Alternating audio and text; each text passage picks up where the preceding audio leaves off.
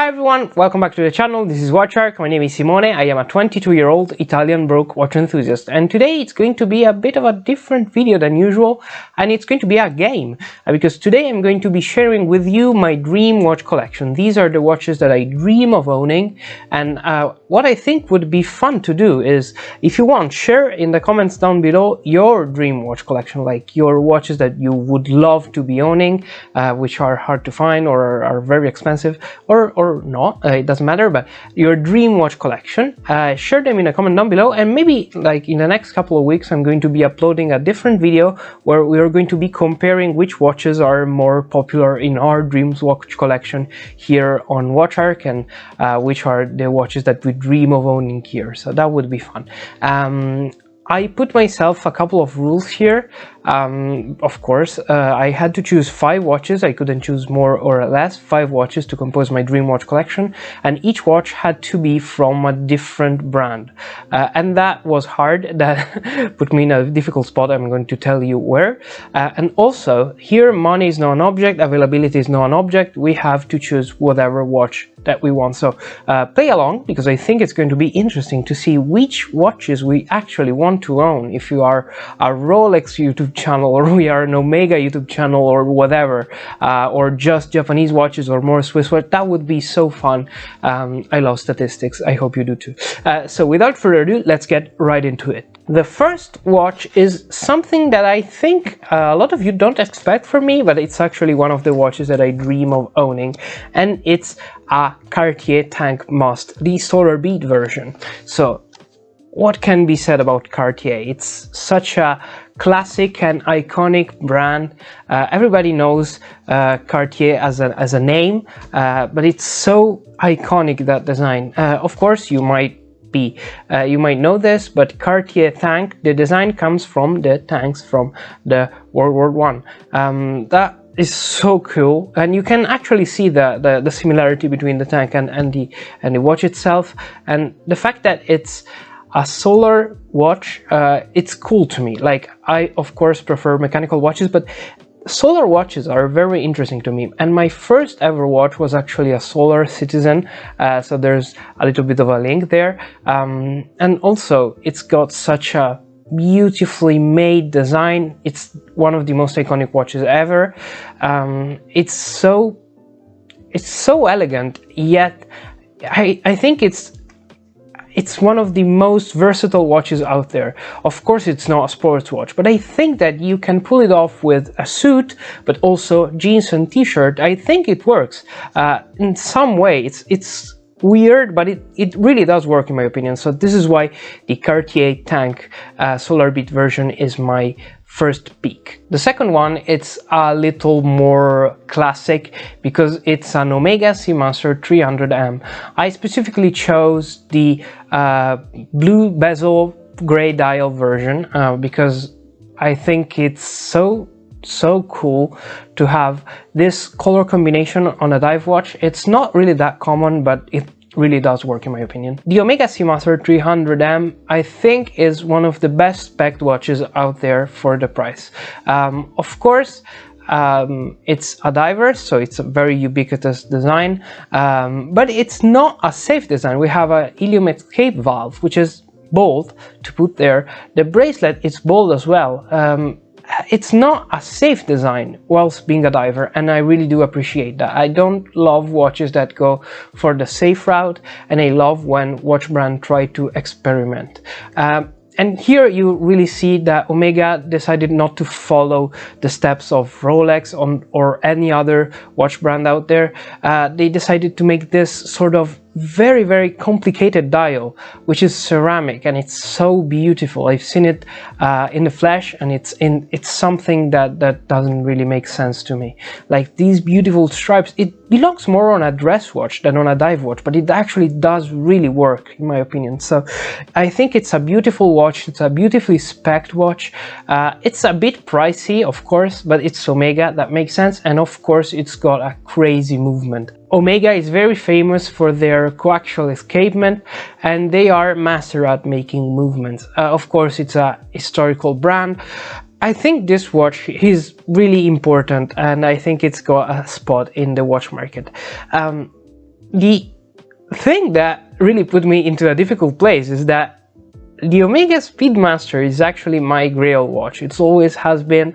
I love the history of the moon landing even when I was a kid, and so that was always my grail watch. But here I think that the Omega Seamaster really belongs better into this collection. If I had to go out and spend my own money, I would still probably buy the Speedmaster just because the emotional connection that I have with it.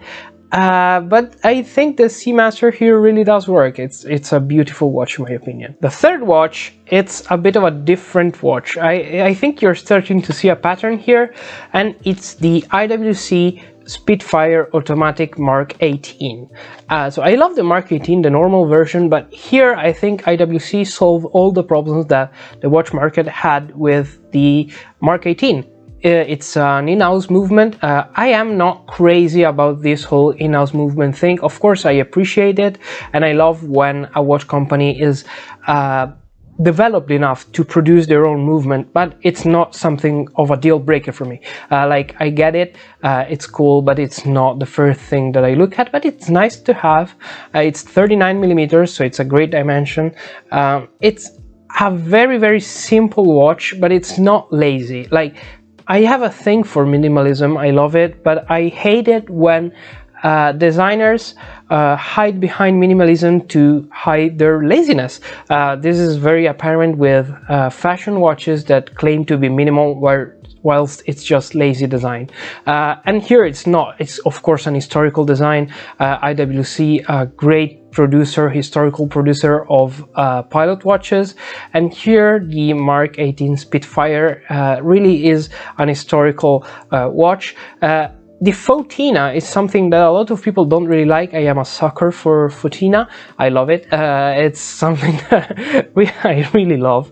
And it's a beautiful watch, man. What else can you say? Like, look at it. It's so simple. It's the epitome of simple luxury. It's a luxury watch because it's got soft metal to prevent it from being damaged by magnetic fields. It's got a lot of things that really sets it apart. Like, it's a hidden movement because the caseback, of course, it's solid, but it's still decorated. Like, this is the epitome of luxury, but when you look at it in the flesh, it doesn't look like that in a good way. Like, it looks sophisticated and not too out there, but it's a beautiful watch. I think it's one of those watches that I didn't really ever consider, but when I saw it in the flesh, it completely blew my mind, and now I can't stop thinking about it.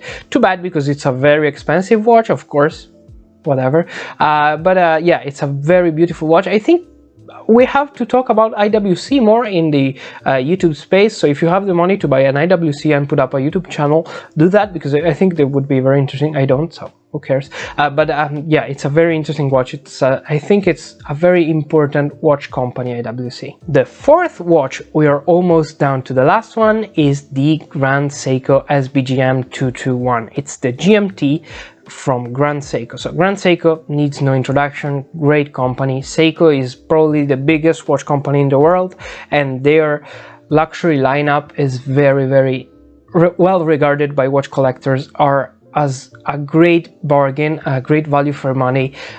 Beautiful Zaratsu polishing also present in this watch, but what sets this watch apart, I think, is that the GMT complication, it's so useful, and GMT always have something more, I think. Like, look at the Timex Q GMT, whatever, that came out a couple of months ago. I never considered the Q Timex because I didn't really care about the design, but when there's that little GMT hand, it changes everything. And here, it's the same thing. The other thing that I love here, it's the color scheme. I adore this cream dial, and I adore the blued GMT hand and how they talk to each other, and I love the indices. It's a very classy option by Grand Seiko, but it's not too flashy. It's polished, but it's not like gaudy or too much out there. It's a beautifully designed watch, and I love it very much. It's one of my all-time grails, and I've always wanted to explore a Grand Seiko. Of course, they are very expensive, but I think that they make sense. Like, this watch, it's very expensive, but it's got a beautiful movement. It's an automatic, it's not spring drive, which might be something that really doesn't do this watch too much favor, because spring drive, it's crazy, but still it's Grand Seiko, it's Grand Seiko quality. It's going to be a nightmare to service, of course, but it's so cool. And to have this sort of level of watch for this price, I think it's crazy. I think that now is a good time to do a little asterisk.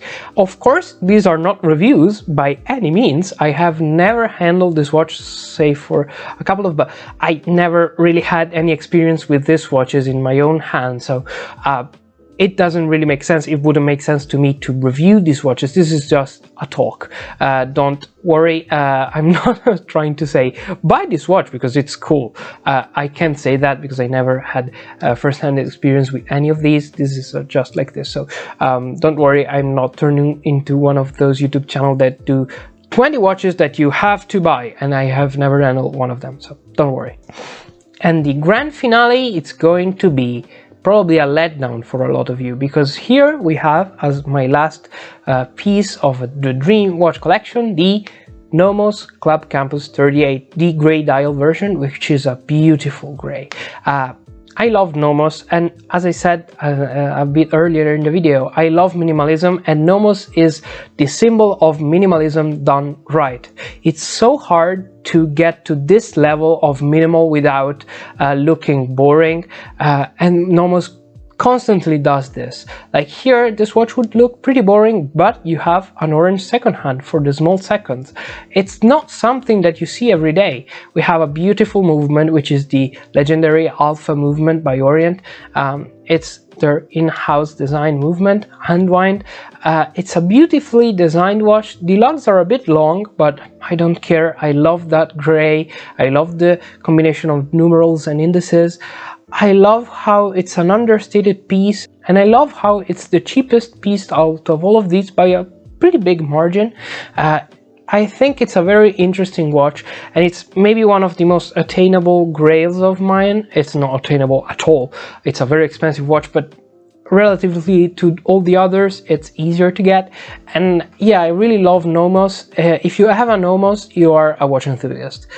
If you have a Rolex, you can be a watch enthusiast. If you have an Omega, if you have whatever, you can be a watch enthusiast. But if you have a Nomos, you are 100% a watch enthusiast. And this is very cool to me.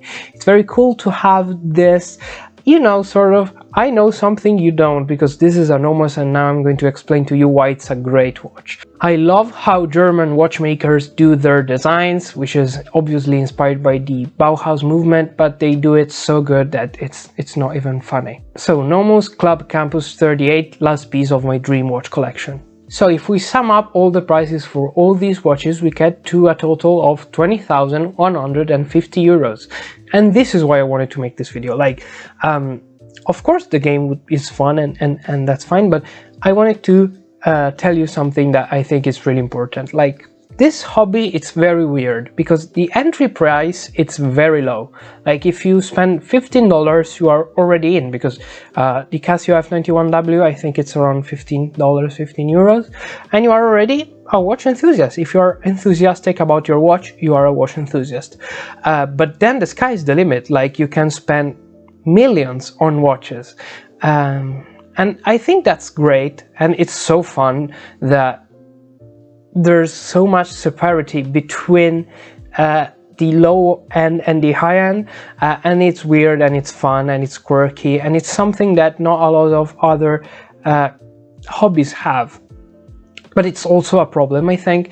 A lot of people get caught up in the numbers and like get in debt for watches or spend too much money on them. Don't do that. It doesn't make sense. Like, I would love to own these watches, and I can't, but if like I did I don't know, a loan or whatever, I could buy maybe the Nomos. That wouldn't make sense. I don't want to own that watch just to own that watch. I want to own that watch and buy it because I can, and I am happy because I can afford it and I don't have to think about it anymore, and that's fine. But don't get in depth for watches, please. We are all watch enthusiasts. We are all on the same level of watch enthusiasm, let's say. If someone that owns more expensive watches than you tries to put you down because, as I said, they own more expensive watches than you do, ignore them, because they are not real watch collectors. They are just people that want to brag, and there's no place for them. For sure in my YouTube channel, but also in the community, they are not the people that are well loved. So don't feel like you are lesser of a watch collector if you own less expensive watches. It's not that makes you a watch enthusiast.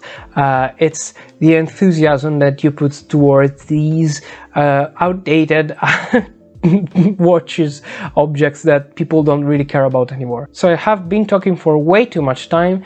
If you're still here, well, thank you very much. Don't forget to comment down below your dream watch collection. Let me know your thoughts about all these watches that we talked about today, and don't forget to have fun in this hobby, which is very, very fun if you take it with the right mindset, let's say. So thank you very much for sticking till the end. This has been WatchArk. My name is Simone. I am a 22-year-old Italian broke watch enthusiast.